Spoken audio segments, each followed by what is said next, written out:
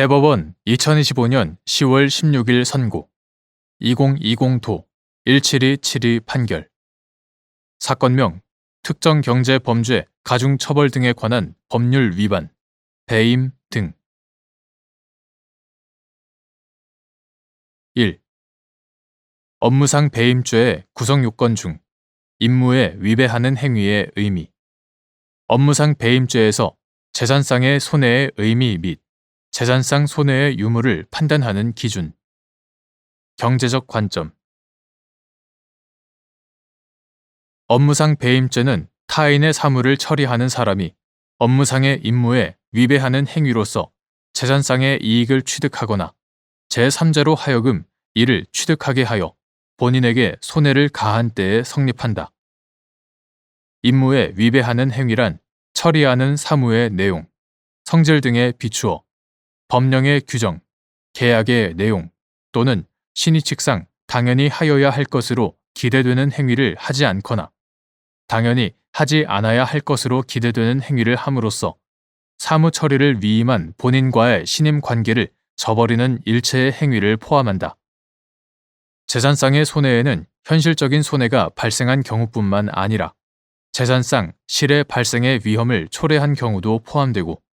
재산상 손해의 유무에 대한 판단은 법률적 판단에 의하지 않고 경제적 관점에서 파악하여야 한다.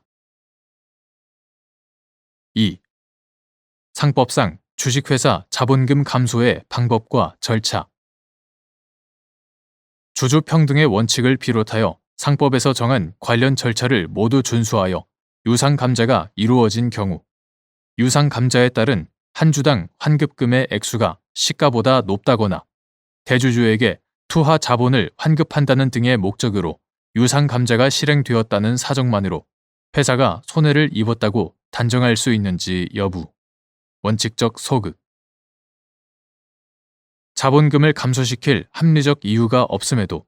회사의 기왕의 재무 상태에 비추어 과다한 규모의 자산이 유출되고 이로 인해 통상적인 기업 활동을 위한 채무 변제가 어려워지는 등 회사의 경영과 자금 운영에 구체적이고 현실적인 위험이 초래된 경우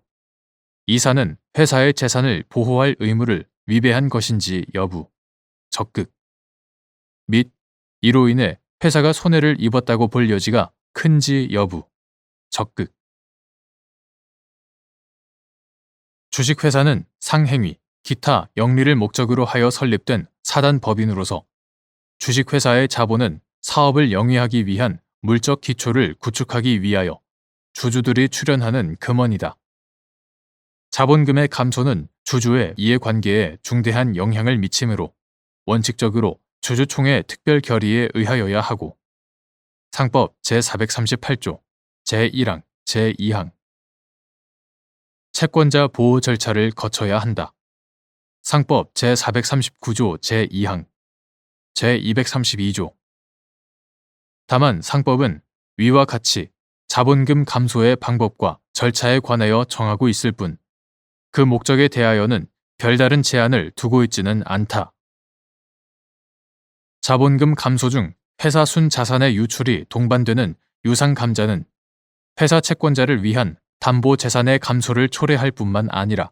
사실상 주주가 채권자에 우선하여 출자를 환급받는 결과를 가져오므로 채권자의 권리에 특히 중대한 영향을 미친다. 다만 유상감자를 통해 회사 재산이 감소하더라도 동시에 주주의 회사에 대한 지분 가치도 감소하게 되므로 주주평등의 원칙을 비롯하여 상법에서 정한 관련 절차를 모두 준수하여 유상감자가 이루어졌다면 특별한 사정이 없는 한 유상감자에 따른 한 주당 환급금의 액수가 시가보다 높다거나 대주주에게 투하 자본을 환급한다는 등의 목적으로 유상감자가 실행되었다는 사정만을 들어 회사가 어떠한 손해를 입었다고 단정할 수는 없다. 그러나 다른 한편으로 자본금의 감소는 개별 주주와 채권자의 이해관계에 영향을 미치는 외에도 계속 기업으로서의 회사의 존속에 직접적인 영향을 미친다.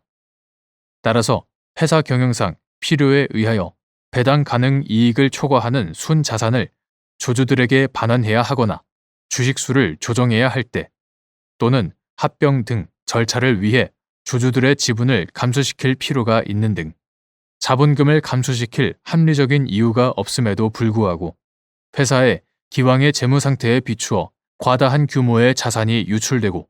이로 인해 통상적인 기업 활동을 위한 채무 변제가 어려워지는 등 회사의 경영과 자금 운영에 구체적이고 현실적인 위험이 초래되었다면 이사는 자본금 감소와 관련한 업무를 처리함에 있어 선량한 관리자의 주의를 다하지 못함으로써 회사의 재산을 보호할 의무를 위배한 것이고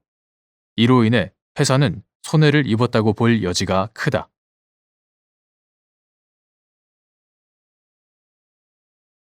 대법원 2025년 10월 16일 선고 2023도 5329 판결 사건명 업무상 횡령 횡령죄의 구성 요건으로서 횡령 행위의 의미 일단 횡령을 한 이후에 다시 그 재물을 처분하는 것은 불가벌적 사후 행위에 해당하는지 여부, 적극 및 이러한 횡령죄의 불가벌적 사후 행위는 선행 횡령 행위의 본범 또는 이에 공동정범 등으로 가담한 사람에게 적용되는지 여부, 원칙적 적극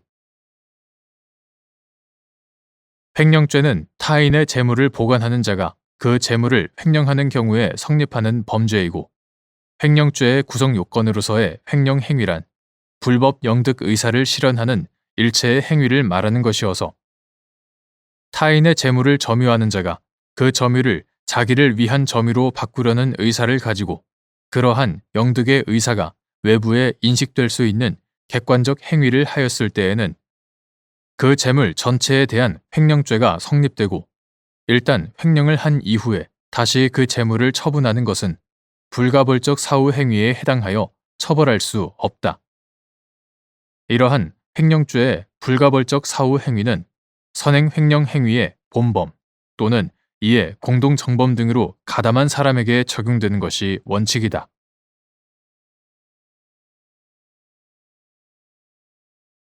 대법원 2025년 10월 16일 선고 2025도 5325 판결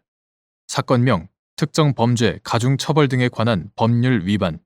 면담 강요 등 특정 범죄 가중 처벌 등에 관한 법률 제5조의 9 제4항 위반 면담 강요 등 특정 범죄 가중 처벌 등에 관한 법률 제5조의 9 제4항 위반죄의 구성 요건 중 자기 또는 타인의 형사사건의 수사 또는 재판과 관련하여의 행위자의 행위 당시 수사 또는 재판이 개시되어 진행 중인 경우뿐만 아니라 수사 또는 재판 전에 위력 행사 등도 포함되는지 여부, 적극 수사 또는 재판 전에 위력 행사 등이 같은 법 제5조의 9 제4항 위반 면담 강요 등 제5조의 9 제4항 위반죄에 해당하기 위한 요건 및 그 판단 기준 특정 범죄 가중 처벌 등에 관한 법률 이하 특정 범죄 가중법이라 한다. 특정 범죄 가중법 제5조의 9 제4항은 자기 또는 타인의 형사사건의 수사 또는 재판과 관련하여 필요한 사실을 알고 있는 사람 또는 그 친족에게 정당한 사유 없이 면담을 강요하거나 위력을 행사한 사람을 처벌하도록 하고 있다. 특정 범죄 가중법 제5조의 9 제4항은 그 적용 범위를 행위자의 행위 당시 자기 또는 타인의 형사사건의 수사 또는 재판이 개시되어 진행 중인 경우로 한정하고 있지 않으므로 수사 또는 재판 전의 위력 행사 등도 위 조항 위반 행위에 해당할 수 있다. 다만 특정 범죄 가중법 제5조의 9 제4항 위반죄는 국가의 형사사법 기능에 원활한 작용 등을 보호 법익으로 하므로 수사 또는 재판 전의 위력 행사 등이 위 조항 위반죄에 해당하기 위해서는 자기 또는 타인의 형사사건의 수사 또는 재판이 충분히 예상되는 상황에서 그 수사 또는 재판과 관련하여 필요한 사실을 알고 있는 사람 등에게 정당한 사유 없이 위력 행사 등을 하여야 하고 그에 관한 고의도 있어야 한다. 여기서 수사 또는 재판이 충분히 예상되는 상황이란 범죄 혐의 사실의 구체성과 경중, 피해자나 목격자 등의 존부, 피해 상황, 범죄 신고, 고소, 고발 등에 대한 적극성, 수사기관의 범행 인지 용이성 등 여러 사정을 종합적으로 고려하여 구체적 사건에 따라 개별적으로 판단하여야 한다.